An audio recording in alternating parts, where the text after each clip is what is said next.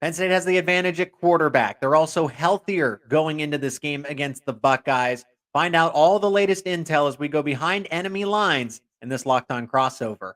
You are Locked On Nittany Lions, your daily podcast on the Penn State Nittany Lions. Part of the Locked On Podcast Network, your team every day. It is a Locked On crossover between Locked On Nittany Lions and Locked On Buckeyes, and welcome in as it's Penn State, Ohio State. Finally, it is here.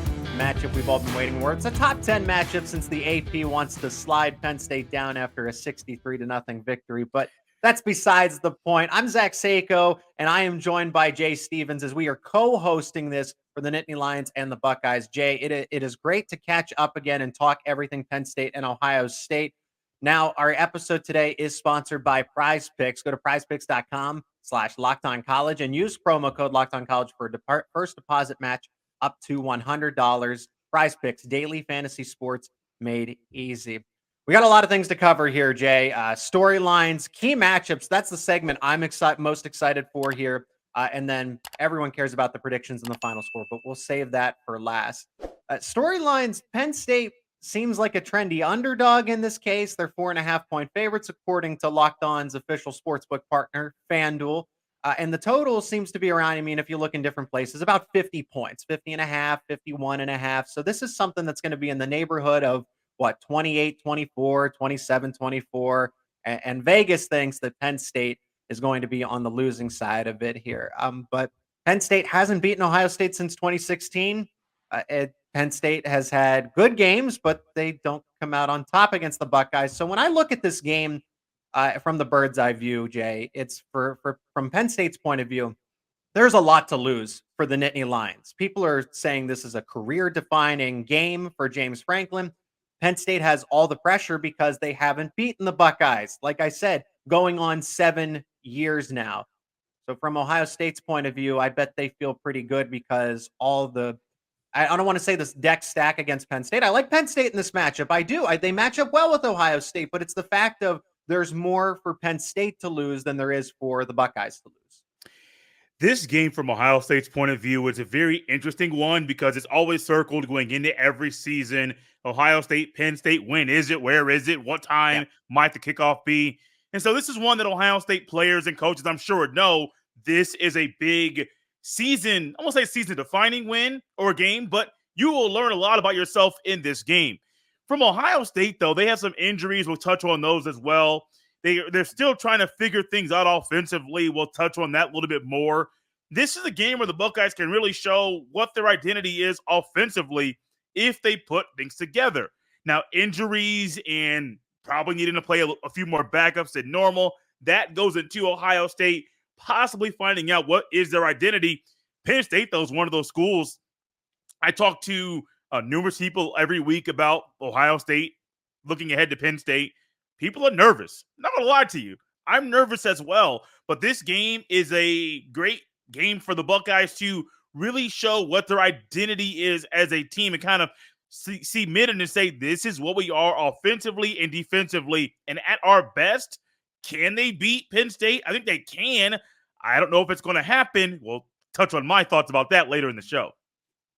The analytics say Penn State is slightly below Ohio State. Ohio State is typically, when I look at the analytics, they're typically in about 5th or 6th place, and Penn State is just about 8th, 9th, 10th. So the gap isn't that far. Now, Penn State's defense is better than Ohio State's, but Ohio State's offense, I think, has a bigger gap than Penn State's.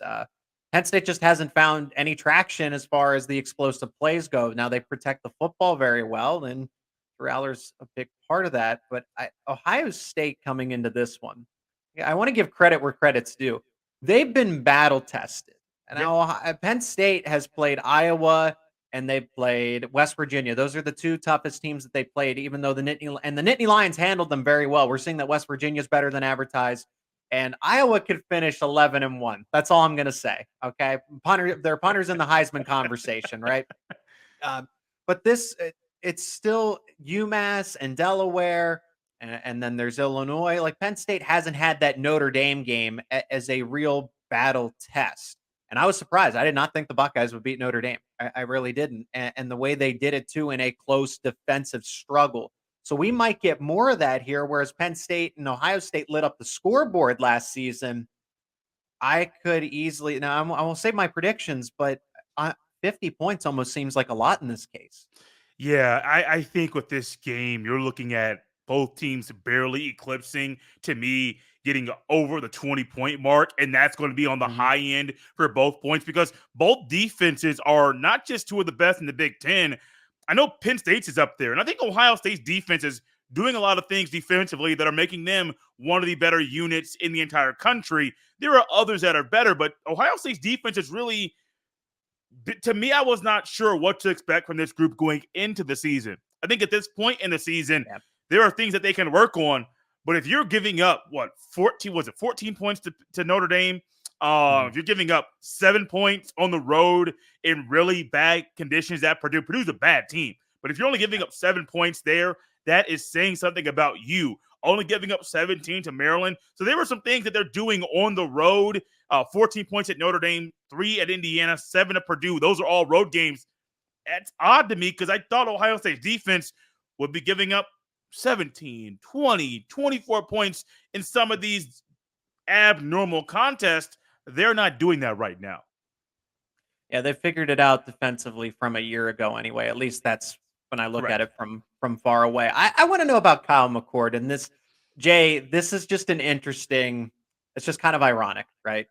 You have Kyle McCord and Marvin Harrison Jr., who both went to St. Joe's Prep in the state of Pennsylvania, and they commit to the Buckeyes and were top prospects at the time in the high school recruiting rankings, and they're very good. Marvin Harrison Jr. is a generational talent.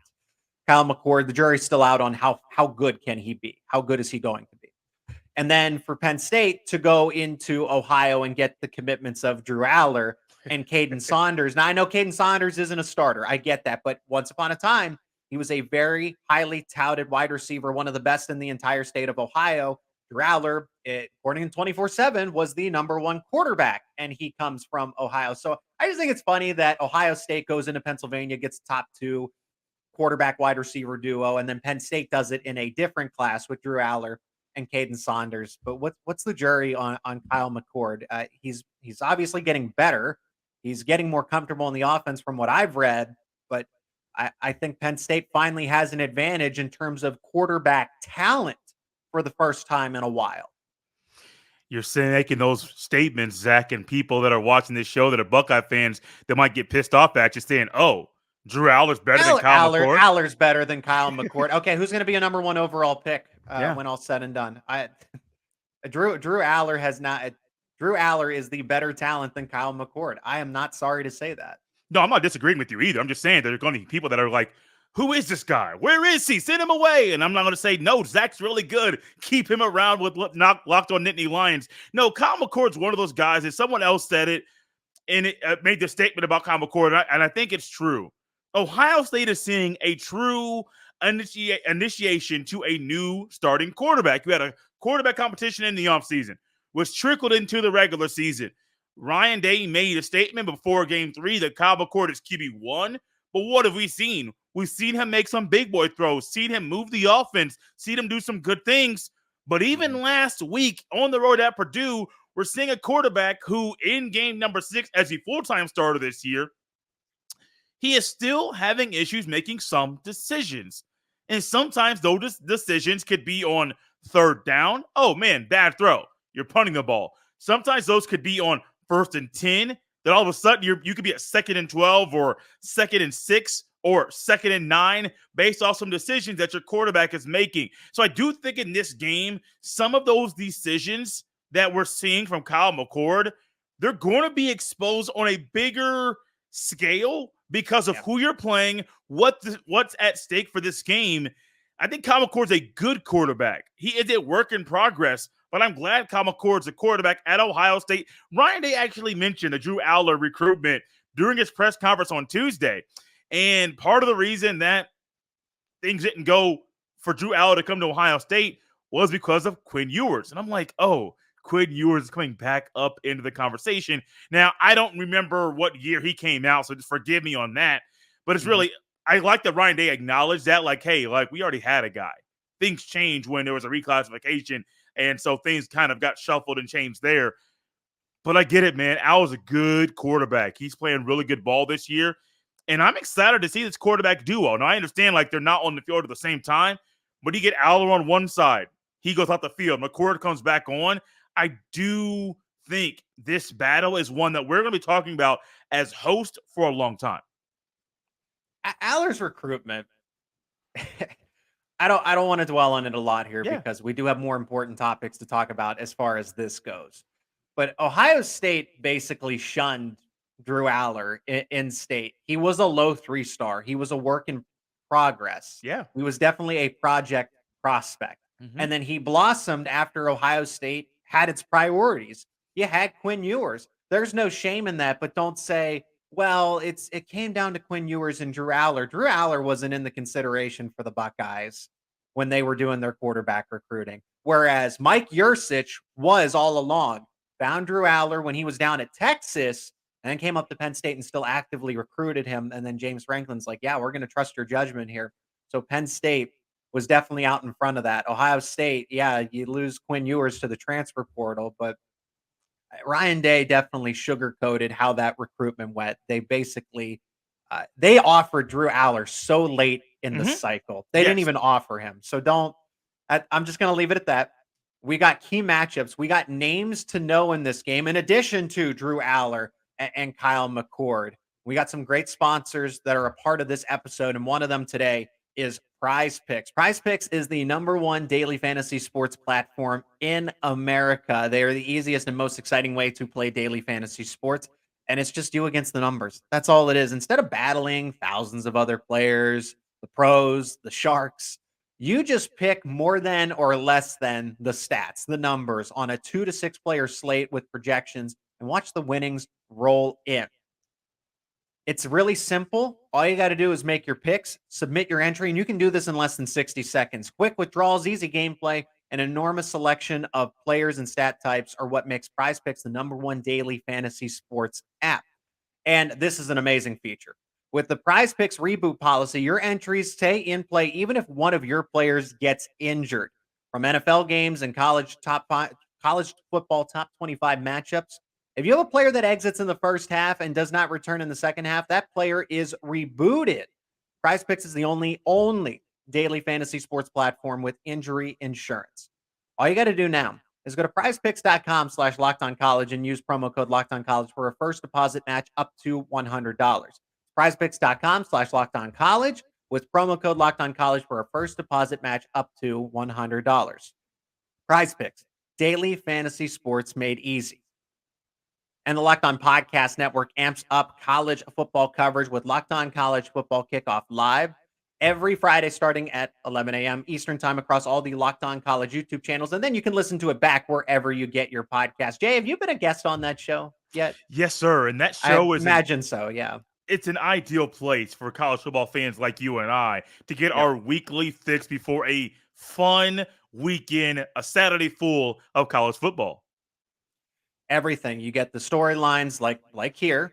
You also get predictions, you get the college football playoff implications, conference implications, so much more. Locked On College Football Kickoff Live. Check it out across the Locked On Podcast Network, college channels on YouTube, and then wherever you get your podcasts, including Nittany Lions and Buckeyes. Subscribe to the channels wherever you get your podcasts for both Locked On Buckeyes and Locked On Nittany Lions. Follow along with myself, Zach Seyko, and Jase Stevens of Locked On Buckeyes. Okay, back into it. Key matchups and names to know. When I think about for Penn State's advantage, the biggest key matchup is it starts in the trenches. It always has. It always will. Penn State's defensive line against an Ohio State offensive line that I think has taken a step back. They are not as sound. They are not as talented as they have been in years past. No, you're correct. This offensive line is getting better. Nowhere near where they were week 1 or week 2. But they are showing progress and progressing in how they're playing. And I think the coaches, Ryan Day as the offensive play caller, is figuring out what this offensive line is good at. Is it a better gap scheme, running the ball? Is it a better zone scheme, running the ball? But once he figures that out, these guys are moving people. And I went back and actually rewatched part of the Ohio State Notre Dame game today to kind of remind myself what the offensive line was a few weeks ago. And I was kind of amazed in the rewatch today that offensive line that I was very critical of wasn't as bad as I thought it was. Now, it's not what it was a year ago or 2 years ago or 5 years ago. Not going to go that far. But they're better than people are saying they are. They're still going to need to play the best game of their lives this Saturday because Penn State's front is real. They got dudes up front. And if Ohio State's O-line's not ready, they could be on their backs. Kyle McCord could be sacked 5 or 6 times. I just want to know. I'm curious. And I watch the trenches all the time.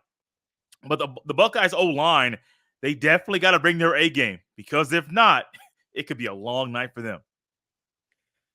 Another key matchup, and feel free to disagree, but I think you're going to agree here, Jay, is the Kalen King, Marvin Harrison Jr. matchup, or just the secondary, the defensive backfield against Ohio State's wide receivers. And maybe this is where the injury conversation comes up a little bit because I think this matchup isn't as high profile. Well, it still is because Marvin Harrison Jr. is going to be probably the number 2 overall pick behind Caleb Williams in the 2024 NFL draft. But if Emeka Egbuka is not ready to go, even if if he's short of 100%, that's all the benefit for Penn State because Kalen King and Johnny Dixon has proven to be arguably the best cornerback duo in the country. I'm not afraid to say that. The analytics back it up. And then you have Daquan Hardy. Then you have the emergence of Cam Miller. I'm not saying put 5'9" Daquan Hardy on 6'3" Marvin Harrison Jr., but Penn State won't be overwhelmed with the other matchups as well. But it's still key because this is Penn State has not faced anybody like Marvin Harrison Jr. Penn State has not faced anybody like Emeka Egbuka. Or I'd even go as far to include the young guys too. Brandon Inniss, Carnell Tate. Now, I know they're not being utilized much as the top 2 names that everybody knows, and Egbuka and Harrison Jr. And then just Ohio State, they're very good at developing wide receivers. I do not like Brian Hartline and what the work that he's done. And then it's still just going on.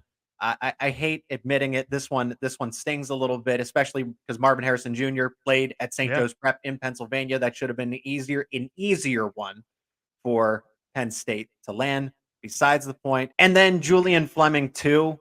Penn State missed out on another in-state prospect. Now I know Julian Fleming isn't had exactly the college football career that everyone anticipated.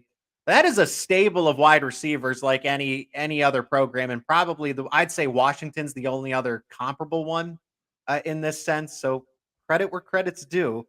I want to try to disrespect the Buckeyes as much as I can, but I can only I also want to be a nuanced person when it comes to this stuff, analyzing the matchup. So Penn State, this is by far and above the toughest test when it comes. So the secondaries look great and is number 1 analytically because they haven't had to face these kinds of wide receiver trios, wide receiver rooms in general. And I'm wondering, are the stats inflated because of that? Because you can shut down an Iowa team that doesn't have a good quarterback, doesn't have any wide receivers that are going to break open, UMass without the talent, Delaware, that kind of thing. Are those numbers inflated here? And is there going to be kind of a regression to the mean in this case? Kalen King's a top cornerback as well. He's not going to go 3, 4, or 5, but there's a very good chance he could be selected in the top 15 in next year's draft. So don't discount that. I hope he shadows him the entire time. That is a key matchup in itself. Harrison Jr. versus Kalen King. Wherever Marvin Harrison Jr. goes, Kalen King better go with him. You know, I'm right there with you. I am a person that if you have a guy that's like one of the better corners in the country, let's say conference, let's go a little bit lower. One of the better corners in the conference, and he's progressing year over year. Shadow the other team's best receiver. I know you don't normally see that in college. I said it and I last year. It may have been the national championship game of 2020. Over the past few years, I've said that during certain games, and at the time, I think it wasn't Denzel Burke, not 2020. Denzel Burke is one of those guys this year for Ohio State. Let me get back on track here, Zach. That there are games when you go out there, he should shadow the other team's best receiver, no matter where he is. And this is one of those games. If you got a guy on the other side of Penn State, he should shadow him. And this is a game that you mentioned injuries, and I'm going to go through a list of injuries that Ohio State has right now, not just a receiver. Egbuka's probably not going to play. Last week, Xavier, that's good news here. That's good news on my end. It's possible that he will. Like Ryan did say, it's not a long-term injury. To me, that generally means a few weeks he's going to be out. We'll see what's going to happen later this week when we get Actually, Ryan Day won't announce until 2 hours before kickoff who's going to be able to play and who's not going to. And Penn State will do the same thing. Yeah. Great gamesmanship. But Ibuka didn't play against Purdue a week ago. Travion Henderson was questionable, did not go in that game. He was out. Mayan Williams, another running back, he was out. Chip Trainum, another running back, he went down to the game, which would look like it was a concussion. So the Buckeyes are without a few starters, a few backups at running back. Things aren't looking great for them. So when it comes to the receivers that we're talking about now, Fleming's one of them. He's still going to start. Xavier Johnson might get a start. Really, for Penn State, this is perfect for them. You only got one real threat of receiver in Harrison Jr. because Xavier Johnson and Julian Fleming are not the receiving threats at all. That even Cade Stover, the tight end, is in the Buckeyes offense. And so I'm a person, I would be so happy if the Buckeyes roll out there and say, Fleming, Johnson, you're not starting. Tate, Ennis, you are. Here's the issue. This is a different kind of game to have someone starting your first career game in college ever. So even though Tate and Ennis, Cardinal Tate, Brandon Ennis, to me are better receivers than Xavier Johnson and Julian Fleming, do you want to roll those guys out there in an environment like this? Even though it's at home, it's a different type of environment. I don't know if that's what you want to do. I would not be shocked, though, Zach, if Cardinal Tate, Brandon Ennis saw the most playing time that they have seen this year as Buckeyes due to the injuries that the Buckeyes have on offense. And also because last week it was clear Fleming and Xavier Johnson could not be relied on to consistently catch the ball. I say that. They both had one drop apiece last week. Harrison Jr. had 3. So I say that, and I understand the numbers a week ago are one way. I understand the conditions. Jr. is different. He's way different than Fleming and Johnson when they are outside as receivers for the Buckeyes.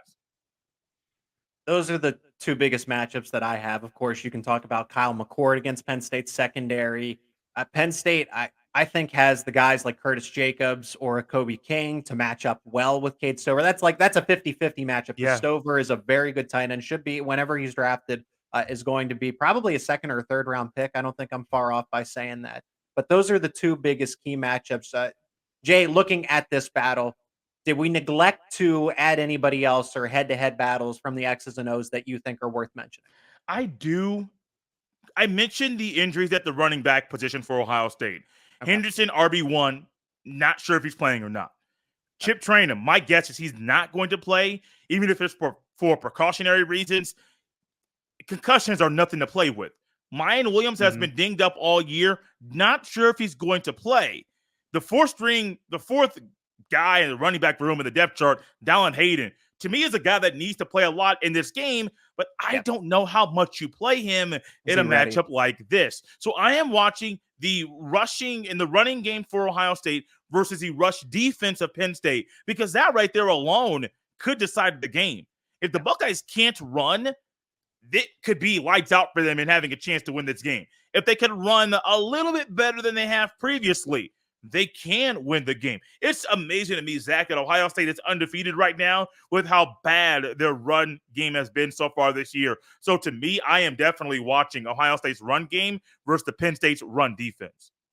Well, and that's just it. And Penn State's run defense has been better this year, but it's still, you look at the analytics because you need to understand more of the full story. You're playing UMass, you're playing Delaware. Of course, you're going to look good against those teams. And game script dictates it. Iowa's not going to run the football when they're down 31-0. Yeah, it does. You have to understand that side of the football game. So Ohio State and Penn State are going to be in the thick of it the entire time. So all cards are on the table of, okay, we can go deep, we can go intermediate, we can go short with the passing attack, we can run the ball more frequently and have a good amount of carries. We're not going to be playing so far from behind. It's going to be a tight battle all the way through. And if Henderson and Mayan Williams are, like I said, like Ibuka, short of 100%, that bodes very well for Penn State and honestly strengthens my prediction a little more as we go into the final segment. But Jay has a word from Jase Medical in today's show. Everyone should be empowered to care for themselves and their loved ones during the unexpected. That's why Jase Medical offers the Jase Case. The Jase Case provides 5 life-saving antibiotics for emergency use and gives you a peace of mind so that you are not just hoping that you have access to medication in an emergency. Jase Medical makes sure you have the medication in hand. Jace Medical is simple. They handle everything from the online evaluation to licensed pharmacy medication delivery and ongoing consultation and care. Don't get caught unprepared. Save more than $360 by getting these life-saving antibiotics with Jace Medical, plus an additional $20 off by using code LOCKEDON at checkout on jasemedical.com. That's JASE medical.com, promo code locked on. And in this final segment, we are going to give our score predictions, the game flow as well, just how it will all unfold. Again, if you haven't already, become everydayers for both of these shows, Locked On Nittany Lions, Locked On Buckeyes, Locked On Big Ten, all of it, and comment your score prediction. We want to hear from you what your score prediction is. Does Penn State finally break the bad losing streak, or does Ohio State handle it here? I mean, playing in the horseshoe is not easy, but I'll start us off, Jay. I think Penn State wins this one. And if it's because of the injuries and just the bad fortunes here coming into this game, Penn State is 100%. Now, there's some select players like a JB Nelson that's injured. He's not going to be playing in this one. Some other guys that they've lost along the way that are out for the season, like a Smith Vilbert or an Alonzo Ford. But those guys are rotational players. When we're talking about stars, starters, key role players, Daquan Hardy's back. Trey Wallace is back, and Trey Wallace is the key. If Trey Wallace was out of this game, Penn State's passing attack would be an issue, and then Ohio State could sell out for the run a little more, and then this would really be low scoring. So I think Ohio State will be able to drive the football, but when you get inside the red zone, that is where Travion Henderson and Mayan Williams and a better offensive line matter in the case of the Buckeyes. So I think the Buckeyes will settle for a lot of field goals in this game, and Penn State will take the game in the horseshoe. I hope my words don't come back to bite me here. I'm going to go Penn State. It's still going to be very close, and I think it's going to be under that 50-point margin, but just barely, though. Field goals are going to be the name of the game. I'm going to go 27-20. I'm going to go 27-22. I think that Penn State, Ohio State is just, it's going to be a weird number, a wacky number at times, but 27-22 is my final score, Nittany Lions. Zach, I'm actually changing. No, I'm not going to do that. I am going to do that. I am. Originally, I was on the side of the Buckeyes doing some things in this game offensively. Defense still doing what they have done all year, but ultimately, Penn State just being too good defensively. And then I remembered something I said earlier in this show. Their defense has been so good and better than advertised, better than I thought. And one thing I've said all along about this defense, the defense is winning games for Ohio State. Yes, Notre Dame, Ohio State scored more points than Notre Dame. But the defense is the reason why the Buckeyes offense had an opportunity to score more points than Notre Dame in that night. So originally I was going to change it, but I'm getting a little bit more confident. And honestly, this is going to be kind of shocking. Injuries might play into the Buckeyes' hands. If they have to play number 5, Dallin Hayden, to me, who is the best all-around can be. So far, we haven't seen a lot from him this year, but can be the best all-around running back when it's all said and done. If they have to play him a whole lot more behind this offensive line, I think Dallin Hayden is going to be the right guy for the time for Ohio State to move the ball offensively. I'm still curious in watching Ohio State's run game versus Penn State's run defense. I'm going Ohio State 24, Penn State 21. Still a close game. Still one of those games where the opposition scores more than most of the other schools do against Ohio State. But I'm going Ohio State 24, Penn State 21. And as I say it, I'm a little nervous about this game still, but I'm confident because of the Buckeyes' defense and how well they have played this year. How many lead changes do you think we're going to get in this game? Let's see, 3-3, 6-6, something like that eventually. No, you're going to get quite a few, but I say that, but there won't be many points scored. It's not going to be a shootout now. No, it won't be. So I was thinking maybe 4 or 5, but even then, that probably won't be the case because you're probably looking at a situation. Both teams score 3 touchdowns. Both teams make all the extra points. Realistically, Ohio State scores a field goal late to win the game, similar to what the Buckeyes had to do against Utah in the Rose Bowl. But that game was a high-scoring affair a couple years ago. I don't think that's going to be the same case as far as the points that are scored, but I do believe both defenses will show the whole country that they are the real deal. I do think the Buckeyes defense is good enough to get the job done. I got a question for you, Zach, not about the prediction. Yep. A lot of Ohio State fans are upset this game's at 12 noon. I was going to bring that up to kind of close the show. Yeah, the big noon kickoff. I know that Fox occasionally will do big noon, then have their big broadcast, Joe Clatt, Gus Johnson, broadcast a game that's not 12 noon. And to me, the Big Ten, both schools in Fox need to come together and say, look, we get big noon. We understand what's going on. Have an agreement with NBC. This week, we swap it. Ohio State, Penn State should always be a night game to me. I don't care if it's in Penn State or if it's in Columbus. I don't care where the game is played. I think it should always be a night game because these two teams, they're not only going to bring the ratings, it's going to be the best, probably the best game of the day. And I know if you're from in the South, I understand Alabama, Tennessee is this weekend. Miss me with that. Ohio State, Penn State will be the best game of the weekend. So I'll keep it brief, and the everydayers from my show know this because I've actually brought this up a lot and just how the Big Ten. I've worked with Steve Jones, the voice of Penn State play-by-play on the radio on the Penn State Sports Network, and he's into sports business and sport, like the dollar signs when it comes to all of this and how everything comes together. So I'll keep it brief. Fox knows that they don't have to compete with Alabama, Tennessee in prime time. Yeah. Anybody in the 3:30 matchup. Penn State, Ohio State is the only.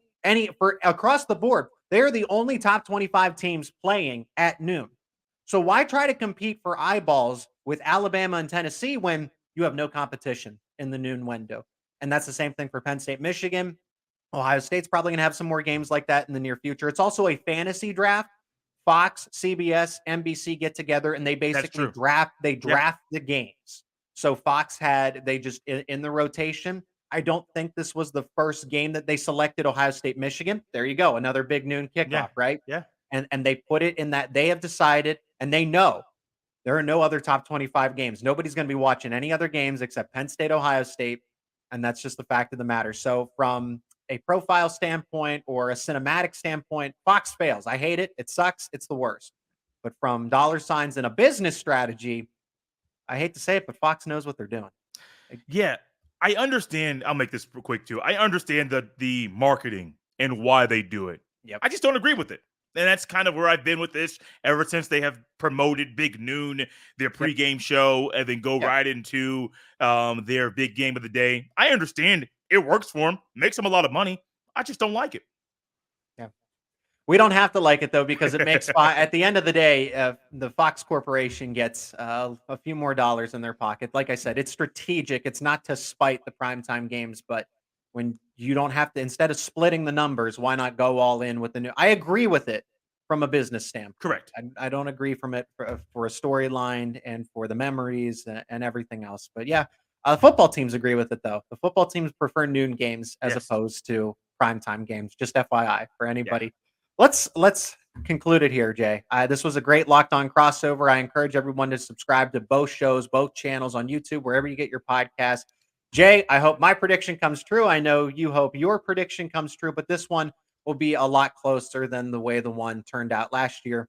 I think people will be at the edge of their seat throughout. You're never really going to have a one-sided type of game at any point, but I just think that Penn State, because of some extracurricular circumstances, gets it done, and I know that you think the defense will be able to close it out for the Buckeyes, and we'll see on Saturday for a big noon kickoff in Columbus. Jay, I appreciate. I'm glad we could do this. Yes, sir. I enjoyed it.